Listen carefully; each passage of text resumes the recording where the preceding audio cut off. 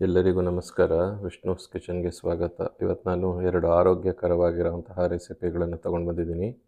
ಅದರಲ್ಲಿ ಮೊದಲನೇದು ಈ ಬಾಳೆಕಾಯಿ ಹಸಿ ಎಳೆ ಅಥವಾ ಮೊಸರು ಬಾಳೆಕಾಯಿ, ಮತ್ತು ಇನ್ನೊಂದು ಬೂದುಗುಂಬಳಕಾಯಿಯಿಂದ ಮಾಡಿರೋದು. ಎರಡೂ ಅಷ್ಟೇ ಕಡಿಮೆ ಮಸಾಲೆ ಪದಾರ್ಥಗಳನ್ನು ಉಪಯೋಗಿಸ್ಕೊಂಡು ಮಾಡಿರೋವಂಥದ್ದು. ತುಂಬಾ ರುಚಿಯಾಗಿರುತ್ತೆ. ಈ ಬಾಳೆಕಾಯಿನ ಹಸಿ ಎಳೆ ಮಾಡೋದಕ್ಕೆ ಒಂದು ಬಾಳೆಕಾಯಿನ ಈ ಥರ ಸಣ್ಣದಾಗಿ ಹೆಚ್ಚಿಬಿಟ್ಟು ಒಂದು ಪಾತ್ರೆಗೆ ಹಾಕ್ಕೊಳ್ಳೋಣ. ಹೆಚ್ಚಿದಾಗ ನೀರಲ್ಲಿ ಹಾಕ್ಕೊಂಡಿರ್ತೀವಲ್ಲ, ಆ ನೀರೆಲ್ಲ ತೆಗೆದುಬಿಟ್ಟು ಸೇರಿಸ್ಕೊಳ್ಳೋಣ. ಆಮೇಲೆ ಒಂದು ಸ್ವಲ್ಪ ನೀರು ಸೇರಿಸ್ಕೊಳ್ಬೇಕು, ಜಾಸ್ತಿ ನೀರು ಹಾಕಬಾರ್ದು. ಹಾಗೆ ಒಂದು ಸ್ವಲ್ಪ ಉಪ್ಪು ಸೇರಿಸಿ ಇದನ್ನು ಸಣ್ಣೂರಿನಲ್ಲಿ ಬೇಯಿಸ್ಕೊಳ್ಬೇಕು. ತುಂಬ ಜಾಸ್ತಿ ಕರ್ಗೋಗೋವರೆಗೂ ಬೇಯಿಸ್ಕೊಳ್ಬಾರ್ದು, ಬೇಗ ಬೆಂದುಬಿಡುತ್ತೆ ಇದು. ಒಂದು ಸ್ವಲ್ಪ ಗಟ್ಟಿಯಾಗೇ ಇರಬೇಕು. ನೋಡಿ, ಈ ಥರ ಹದ ಇರಬೇಕು. ಈ ಥರ ಸ್ವಲ್ಪ ಗಟ್ಟಿನೇ ಇರಬೇಕು. ಈ ಥರ ಹದ ಬಂದಾಗ ಸ್ಟವ್ ಆಫ್ ಮಾಡಿ ಇದನ್ನು ಪಕ್ಕಕ್ಕೆ ಇಟ್ಕೊಂಡ್ಬಿಡೋಣ.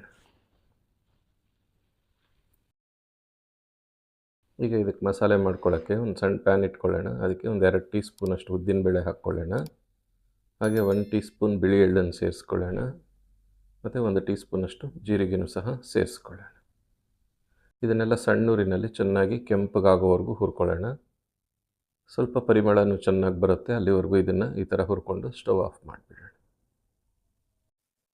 ಸ್ಟವ್ ಆಫ್ ಮಾಡಿದ ಮೇಲೆ ಒಂದು 2 ಹಸಿಮೆಣ್ಸಿನ್ಕಾಯಿ ಸೇರಿಸ್ಕೊಳ್ಳೋಣ. ಮತ್ತು ಒಂದು ಸಣ್ಣ ಪೀಸು ಶುಂಠಿ, ಒಂದು 1/4 ಕಪ್ಪಷ್ಟು ಹಸಿ ತೆಂಗಿನಕಾಯಿ ತುರಿ ಸೇರಿಸ್ಕೊಳ್ಳೋಣ.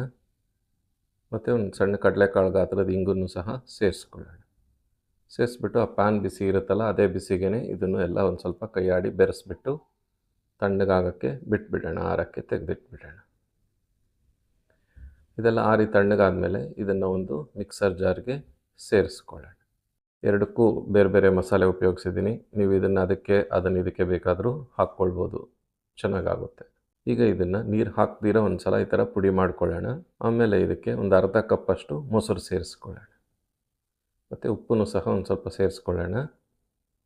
ಸೇರಿಸ್ಬಿಟ್ಟು ಇದನ್ನೇ ನುಣ್ಣಗೆ ರುಬ್ಕೊಳ್ಳೋಣ. ಉಪ್ಪು ಮೊದಲೊಂದು ಸ್ವಲ್ಪ ಹಾಕಿದ್ವಿ, ಆಮೇಲೆ ಒಂದು ಸ್ವಲ್ಪ ನೋಡ್ಕೊಂಡು ಹಾಕ್ಕೊಳ್ಬೇಕು. ಈಗ ರುಬ್ಬಿರೋ ಮಿಶ್ರಣನ ಪಕ್ಕ ಇಟ್ಕೊಳ್ಳೋಣ. ಈಗ ಒಂದು ಪಾತ್ರೆ ತೊಗೊಳ್ಳೋಣ. ಇದಕ್ಕೆ ನಾವು ಬೇಯಿಸಿಟ್ಕೊಂಡಿದ್ವಲ್ಲ ಬಾಳೆಕಾಯಿ, ಅದನ್ನು ಸೇರಿಸ್ಕೊಳ್ಳೋಣ. ಹಾಗೆಯೇ ನಾವು ರುಬ್ಬಿಟ್ಕೊಂಡಿದ್ವಲ್ಲ ಮಿಶ್ರಣ, ಅದನ್ನು ಸಹ ಸೇರಿಸ್ಕೊಳ್ಳೋಣ.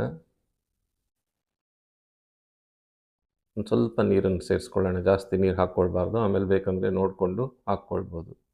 ಈಗ ಇದು ಕನ್ಸಿಸ್ಟೆನ್ಸಿನೂ ಕರೆಕ್ಟಾಗಿದೆ. ಈಗ ಇದಕ್ಕೊಂದು ಒಗ್ಗರಣೆ ಕೊಡಬೇಕು. ಒಗ್ಗರಣೆ ಮಾಡ್ಕೊಳ್ಳೋಕೆ ಒಗ್ಗರಣೆ ಸೌಟಿಗೆ 1 ಟೀ ಸ್ಪೂನ್ ಎಣ್ಣೆ ಹಾಕ್ಕೊಳ್ಳೋಣ. ಒಂದು ಅರ್ಧ ಟೀ ಸ್ಪೂನಷ್ಟು ಸಾಸಿವೆನೂ ಸೇರಿಸ್ಕೊಳ್ಳೋಣ. ಸಾಸಿವೆ ಎಲ್ಲ ಚಿಟುಕುಡ್ತಿದ್ದಂಗೆ ಸ್ಟವ್ ಆಫ್ ಮಾಡಿಬಿಡೋಣ. ಸ್ಟವ್ ಆಫ್ ಮಾಡಿದ ಮೇಲೆ ಒಂದು ಎಷ್ಟು ಕರಿಬೇವನ್ನು ಸೇರಿಸ್ಕೊಳ್ಳೋಣ. ಹಾಗೆ ಒಂದು ಒಣಮೆಣಸಿನ್ಕಾಯಿನೂ ಸಹ ಸೇರಿಸ್ಕೊಳ್ಳೋಣ. ಈ ಒಗ್ಗರಣೆನ ಈ ಮೊಸರು ಬಾಳೆಕಾಯಿಗೆ ಸೇರಿಸ್ಕೊಳ್ಳೋಣ. ಸೇರಿಸ್ಬಿಟ್ಟು ಒಂದು ಸಲ ಎಲ್ಲ ಚೆನ್ನಾಗಿ ಬೆರೆಸ್ಕೊಂಬಿಟ್ರೆ ಈ ಒಂದು ಅತ್ಯಂತ ರುಚಿಕರ ಮತ್ತು ಆರೋಗ್ಯಕರವಾಗಿರುವಂತಹ ಬಾಳೆಕಾಯಿ ಹಸಿ ಎಳೆ ತಯಾರಾಗುತ್ತೆ. ತುಂಬಾ ರುಚಿಯಾಗಿರುತ್ತೆ, ಹಾಗೆಯೇ ಆರೋಗ್ಯಕ್ಕೂ ಸಹ ಒಳ್ಳೆಯದು ಇದು. ಹಾಗೆ ಅಂತ ಇನ್ನೊಂದು ಬಂದು ಮೊಸರು ಕುಂಬಳಕಾಯಿ ಅಥವಾ ಕುಂಬಳಕಾಯಿ ಹಸಿ ಎಳೆ, ಬೂದುಗುಂಬಳಕಾಯಿ ಉಪಯೋಗಿಸ್ಕೊಂಡು ಮಾಡಿರುವಂಥದ್ದು. ಇದು ಅಷ್ಟೇ ತುಂಬಾ ಮೈಲ್ಡ್ ಆಗಿರೋವಂಥ ಮಸಾಲೆಗಳನ್ನು ಉಪಯೋಗಿಸಿರೋದು. ಇದನ್ನು ಮಾಡೋದಕ್ಕೆ ಈ ಥರ ಸಣ್ಣದಾಗಿ ಹೆಚ್ಚಿಟ್ಕೊಂಡಿರೋಂತಹ ಬೂದುಗುಂಬಳಕಾಯಿ ಒಂದು ಅರ್ಧ kg ಇದೆ. ಅದನ್ನು ಒಂದು ಪಾತ್ರೆಗೆ ಸೇರಿಸ್ಕೊಳ್ಳೋಣ. ಸೇರಿಸ್ಬಿಟ್ಟು ಒಂದು ಸ್ವಲ್ಪ ನೀರು ಸೇರಿಸ್ಕೊಳ್ಳೋಣ. ಯಾಕಂದರೆ ಬೂದುಗುಂಬಳಕಾಯಿ ನೀರು ಬಿಟ್ಕೊಳ್ಳುತ್ತೆ, ಅದಕ್ಕೋಸ್ಕರ ಸ್ವಲ್ಪ ನೀರು ಸೇರಿಸಿ ಒಂದು ಸ್ವಲ್ಪ ಉಪ್ಪನ್ನು ಸಹ ಸೇರಿಸ್ಕೊಳ್ಳೋಣ. ಹೋಳಿಗೆ ಬೇಕಾಗಿರೋ ಅಷ್ಟು ಕರಿಬೇವು ಒಂದೆಷ್ಟು ಸೇರಿಸ್ಕೊಳ್ಳೋಣ. ಸೇರಿಸ್ಬಿಟ್ಟು ಇದನ್ನು ಅಷ್ಟೇ ಸಣ್ಣೂರಿನಲ್ಲೇ ಬೇಯಿಸ್ಕೊಳ್ಬೋದು, ಬೇಗ ಬೆಂದ್ಬಿಡುತ್ತೆ ಬೂದುಗುಂಬಳಕಾಯಿ ಅಷ್ಟೇ. ಒಂದು ಸಲ ಮಧ್ಯ ಕೈ ಆಡ್ಕೊಳ್ಳೋಣ. ಈ ಥರ ಒಂದು ಸಲ ಕೈ ಆಡಿಕೊಂಡು ಮತ್ತೆ ಇದನ್ನು ಬೇಯಿಸ್ಕೊಳ್ಬೇಕು. ಈ ಬೂದುಗುಂಬಳಕಾಯಿ ಬಣ್ಣ ಬದಲಾಯಿಸುತ್ತೆ ನೋಡಿ, ಈ ಥರ ಎಲ್ಲ ಕನ್ನಡಿ ಥರ ಆಗುತ್ತೆ, ಆವಾಗ ಇದು ಆಗಿದೆ ಹಾಗೆ ಅಂತ. ಈಗ ಇದನ್ನು ಸ್ಟವ್ ಆಫ್ ಮಾಡಿ ಪಕ್ಕ ಇಟ್ಕೊಂಡ್ಬಿಡೋಣ. ಈಗ ಇದಕ್ಕೆ ಮಸಾಲೆ ರುಬ್ಕೊಳ್ಳೋಕ್ಕೆ ಒಂದು ಅರ್ಧ ಕಪ್ಪಷ್ಟು ತೆಂಗಿನಕಾಯಿ ತುರಿನ ಒಂದು ಮಿಕ್ಸರ್ ಜಾರಿಗೆ ಸೇರಿಸ್ಕೊಳ್ಳೋಣ. ಹಾಗೆ 1 ಟೇಬಲ್ ಸ್ಪೂನ್ ಜೀರಿಗೆ ಸೇರಿಸ್ಕೊಳ್ಳೋಣ. ಮತ್ತು ಒಂದು ಸಣ್ಣ ಪೀಸು ಶುಂಠಿನೂ ಸಹ ಸೇರಿಸ್ಕೊಳ್ಳೋಣ. ಒಂದು 3 ಹಸಿಮೆಣಸಿನ್ಕಾಯಿನ ಇದ್ರ ಜೊತೆಗೆ ಸೇರಿಸ್ಕೊಳ್ಳೋಣ. ಹಾಗೆ ಇಂಗು, ಒಂದು ಕಡಲೆಕಾಳು ಗಾತ್ರದ ಇಂಗನ್ನು ಇದಕ್ಕೆ ಸೇರಿಸ್ಕೊಳ್ಳೋಣ. ಒಂದು 1/4 ಕಪ್ಪಷ್ಟು ಹುರ್ಗಡ್ಲೆನ ಸೇರಿಸ್ಕೊಳ್ಳೋಣ. 1 ಕಪ್ ಮೊಸರನ್ನು ಇದ್ರ ಜೊತೆಗೆ ಸೇರಿಸ್ಕೊಳ್ಳೋಣ. ಇದನ್ನು ಸ್ವಲ್ಪ ಸಣ್ಣ ತರ್ತರಿಯಾಗಿ ಮಿಕ್ಸಿ ಮಾಡ್ಕೊಳ್ಳೋಣ. ತುಂಬ ನುಣ್ಣಗೆ ಮಾಡ್ಕೊಳ್ಬಾರ್ದು, ಈ ಥರ ಇರಬೇಕು. ಇದನ್ನು ಪಕ್ಕ ಇಟ್ಕೊಳ್ಳೋಣ. ಈಗ ಒಂದು ಪಾತ್ರೆ ತೊಗೊಳ್ಳೋಣ. ಅದಕ್ಕೆ ನಾವು ಬೇಯಿಸಿಟ್ಕೊಂಡಿದ್ವಲ್ಲ ಬೂದ್ಗುಂಬಳಕಾಯಿ, ಅದನ್ನು ಸೇರಿಸ್ಕೊಳ್ಳೋಣ. ಈಗ ಇದ್ರ ಜೊತೆಗೇ ನಾವು ರುಬ್ಬಿಟ್ಕೊಂಡಿದ್ವಲ್ಲ ಮಸಾಲೆ ಮಿಶ್ರಣನೂ ಸಹ ಸೇರಿಸ್ಕೊಳ್ಳೋಣ.